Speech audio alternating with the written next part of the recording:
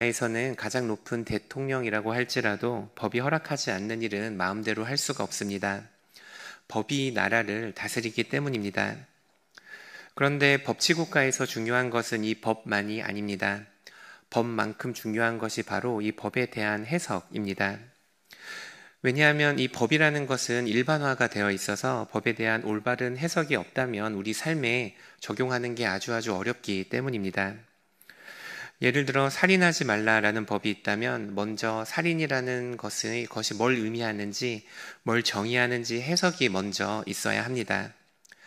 죽이려는 의도 없이 일어난 죽음을 살인으로 볼 것인지, 누군가는 해하려는 의도는 있었지만 다른 이유로 그 사람이 죽게 되었을 때 이 일을 살인으로 볼 것인지에 대한 해석이 먼저 있어야 합니다.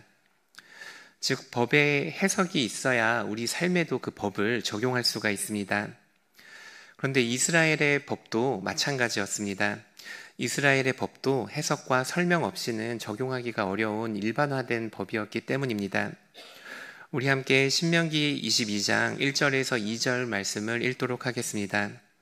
내 형제의 소나 양이 길 잃은 것을 보거든 못 본 채 하지 말고 너는 반드시 그것들을 끌어다가 내 형제에게 돌릴 것이요 내 형제가 내게서 멀거나 또는 내가 그를 알지 못하거든 그 짐승을 내 집으로 끌고 가서 내 형제가 찾기까지 내게 두었다가 그에게 돌려줄지니.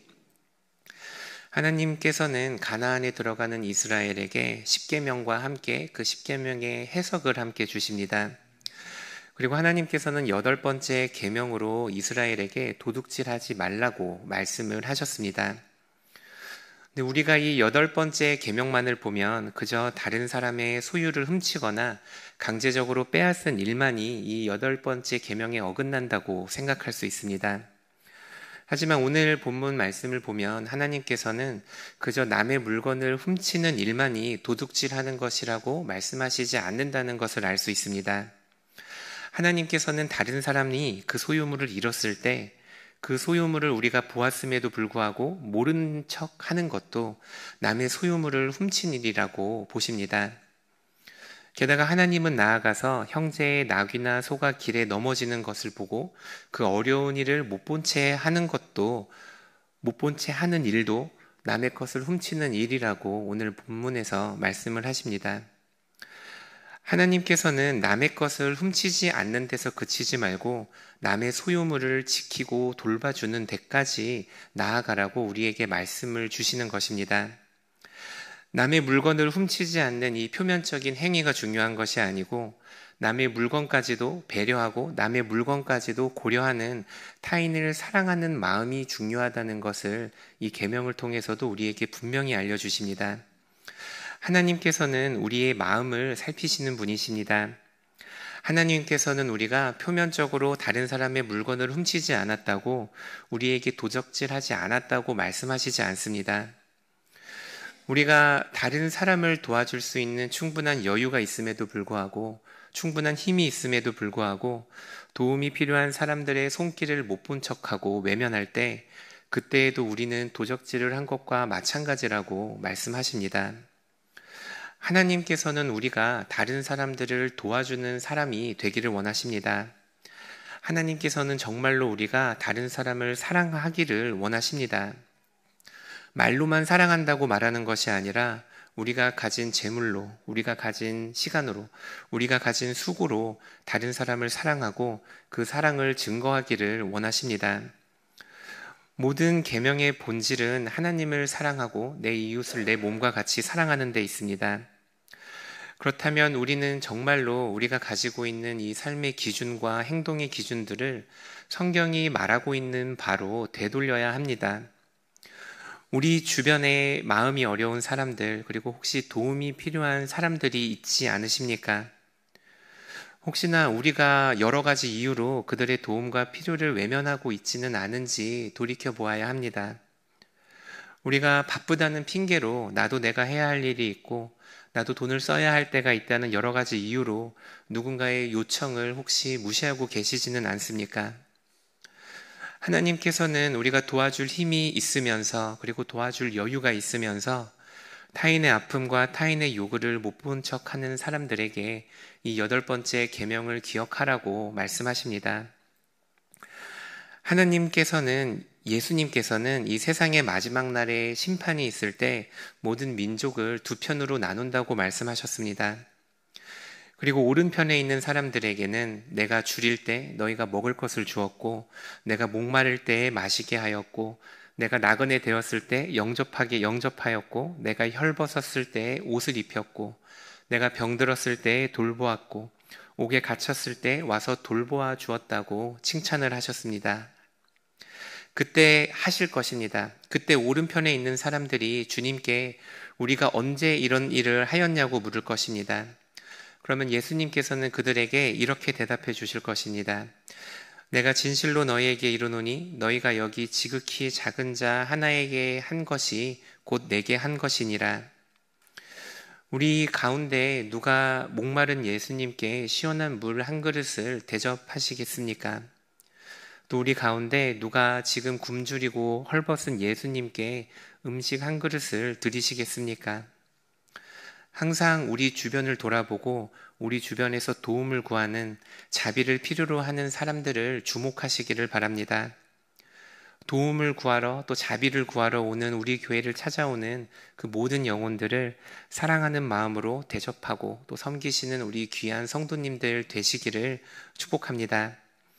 특별히 하루에 우리가 만나는 그 스쳐 지나가는 수많은 영혼들 가운데서도 특별히 그 중에서도 볼품없고 자랑할 것 없는 가장 낮은 사람들을 주목하시기를 바랍니다. 왜냐하면 하나님께서는 성경 말씀을 통해서 분명히 하나님의 시선이 특별히 그들 위에 있다고 말씀하시기 때문입니다. 하나님은 우리와 달라서 우리와 같은 기준으로 사람을 보시지 않습니다. 하나님께서는 사랑이 넘치시는 눈으로 도움을 간절히 필요로 하는 그 영혼들을 오늘도 주목하고 계신다는 사실을 우리 모두가 기억하기를 바랍니다. 우리 함께 22장 5절 말씀도 읽도록 하겠습니다. 여자는 남자의 의복을 입지 말 것이요 남자는 여자의 의복을 입지 말 것이라. 이같이 하는 자는 내 하나님 여호와께 가증한 자이니라. 하나님께서는 또한 여자와 남자의 옷을 바꿔 입지 말라고 말씀하십니다. 이 말씀은 간음하지 말라는 7계명에 대한 더 나아간 해석입니다.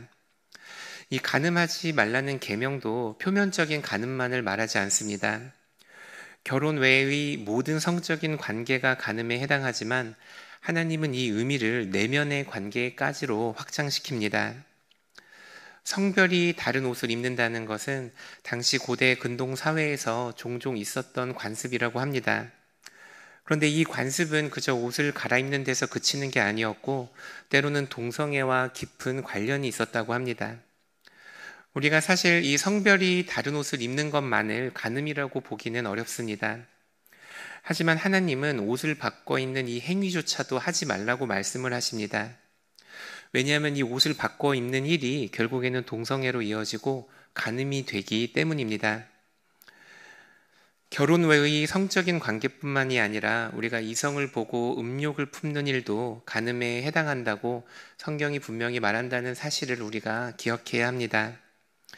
우리가 스마트폰을 또 항상 들고 다니는 요즘 우리가 매일 마주하는 그 수많은 문화 콘텐츠 속에서 우리를 조금씩 계속해서 간음하는 길로 우리를 이끌고 있다는 것도 우리가 기억을 해야 합니다. 우리가 사진 몇 개를 보고 영상 몇 개와 드라마를 보는 것이 얼마나 큰 죄가 되겠냐마는 그 가운데 어떤 것들은 우리를 더 큰 음란으로 인도할 수 있다는 사실을 항상 기억하시기를 바랍니다. 처음에는 별것 아니지만 다음에는 좀 더 강한 자극을 원하게 되고 또 그 다음에는 더 강한 자극을 원하게 돼서 결국에는 행위로도 하나님 앞에 간음하는 것이 바로 이 간음의 정체입니다. 하나님께서는 이성을 음욕으로 바라보는 것도 간음이라고 말씀하십니다. 그래서 우리는 오늘 하루를 살면서도 우리가 보는 것과 듣는 것에 주의해야 합니다. 우리가 그 시간을 이용해서 오히려 거룩한 삶의 습관을 만들 수 있어야 합니다. 우리가 유튜브나 인터넷을 하는 것보다는 묵상을 하며 산책을 하고 또 말씀을 읽고 기도하는 거룩한 습관을 가지시는 우리 귀한 성도님들 되시기를 축복합니다. 또 우리 함께 6절 말씀을 읽도록 하겠습니다. 길을 가다가 나무에나 땅에 있는 새의 보금자리에 새 새끼나 알이 있고 어미새가 그의 새끼나 알을 품은 것을 보거든 그 어미새와 새끼를 아울러 취하지 말고. 우리 8절 말씀도 읽겠습니다. 내가 새 집을 지을 때에 지붕에 난간을 만들어 사람이 떨어지지 않게 하라. 그 피가 내 집에 돌아갈까 하노라. 이 마지막 말씀들은 살인하지 말라는 6번째 계명과 연결이 되어 있습니다. 이 6번째 계명도 마찬가지입니다. 단지 사람을 죽이는 일만을 금지하는 것이 아니고 새의 어미와 새끼를 같이 취하지 말라는 윤리적인 부분도 연결이 되어 있습니다. 그저 표면적으로 살인을 피하라고 말하는 게 아니라 하나님께서 창조하신 모든 창조 세계, 식물들뿐만이 아니고 동물들까지도, 그리고 나아가 하나님께서 창조하신 사람들까지도 존중하라고 말씀을 하십니다. 살인하지 말라라는 이 계명에는 하나님께서 창조하신 모든 피조물을 경시하지 말고 위험으로 대하라는 그 의도가 담겨 있습니다. 그래서 우리는 이 하나님이 창조하신 자연세계와 동물들도, 그리고 하나님을 닮은 사람들의 생명을 존중할 수 있어야 하는 것입니다. 이 계명을 통해 우리가 기억해야 하는 것은 우리 가운데 우리가 가볍게 대할 수 있는 사람은 단 한 명도 없다는 사실입니다. 나이가 어리기 때문에 우리가 함부로 대할 수 있는 사람이 없고, 말을 잘 못하기 때문에 사람들 앞에 내세울 것이 없기 때문에 다른 사람들이 그 사람을 경시할 이유가 되지 못합니다. 집이 가난하기 때문에, 일을 못하기 때문에, 뚱뚱하기 때문에, 이런 이유들이 우리가 다른 사람들을 함부로 대할 수 있는 이유가 되지 않는다는 것을 우리가 항상 기억해야 합니다. 모든 사람이 하나님의 형상을 닮았기에, 하나님의 사랑을 받았기에 귀하고 존엄이 있고 소중한 사람이라는 것을 기억하시는 우리 성도님들 되시기를 바랍니다. 예수님께서도 무엇이든지 남에게 대접을 받고 싶은 대로 남을 대접하라고 말씀하셨습니다. 우리가 이거를 황금률이라고 부르는데, 우리 가운데 하나님께 자비를 얻고 싶으신 분이 계시다면 다른 이들에게도 자비로 다른 이들을 대하시는 성도님들 되시기를 바랍니다.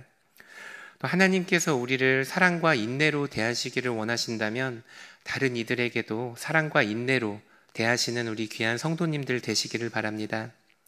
그리고 또한 다른 사람이 나를 존중해주고 다른 사람들이 나를 높여주기를 원한다면 우리도 역시 다른 사람을 존중해주고 다른 사람을 높여줄 수 있어야 할 것입니다. 우리가 오늘 하루 만나는 그 모든 영혼들을 귀히 여기시는 성도님들 되시기를 바랍니다.